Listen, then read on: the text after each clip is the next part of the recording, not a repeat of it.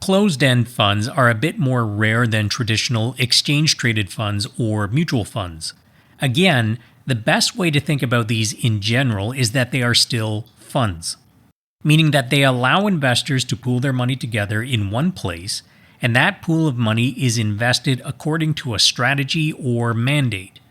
But here's how closed-end funds are different. A closed-end fund is technically a mutual fund, but it trades on an exchange.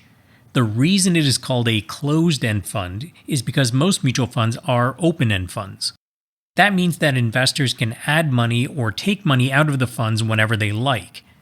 If a number of new investors want to buy units, their money is added to the pool of funds that the manager invests on behalf of all the investors. Likewise, if they want to get their money out of the fund, they just make a redemption request. But a closed-end fund is different. The fund starts out by raising money from investors, but then is closed to new money being added or taken out. But the fund trades on an exchange and is subject to the supply and demand forces of investors. That means the price of a unit of a closed-end fund can be higher or lower than the net asset value of the fund. Let's explain that difference.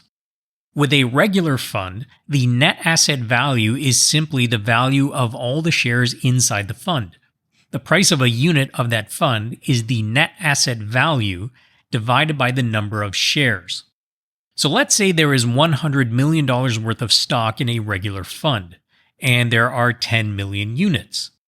$100 million divided by 10 million units means each unit is priced at $10. If you wanted to buy or sell units, the price would be $10. Your transaction would increase or decrease the number of units available. But with a closed-end fund, if we had an identical fund with $100 million worth of stock and 10 million units, the unit price may be $10 or it could be higher or lower than $10, depending on what investors are willing to buy or sell units for. The number of units will not change with a closed-end fund. If you wanted to buy units in this fund, but other investors on the exchange are only willing to sell it for $11 per unit, then this would represent a premium versus the NAV, which is short for net asset value. Equally, you could see the units trading for $9 per unit, and this would be a discount to the NAV. You might be wondering why someone would set up a closed-end fund versus the more traditional funds.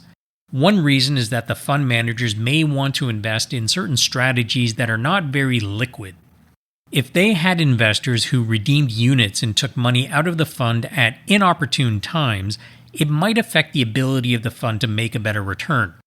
By using a closed-end fund structure, investors can buy and sell units on an exchange, but they are effectively buying units from other investors so that no units are redeemed from the fund itself. Closed-end funds can therefore require an additional layer of analysis before making a transaction. Ideally, you would want to avoid buying a closed-end fund that is trading at a premium to its NAV. Conversely, it might be more attractive to buy units in a closed-end fund that are trading at a discount to its NAV. But one thing to keep in mind is that just because it's trading at a discount doesn't mean that discount will go away.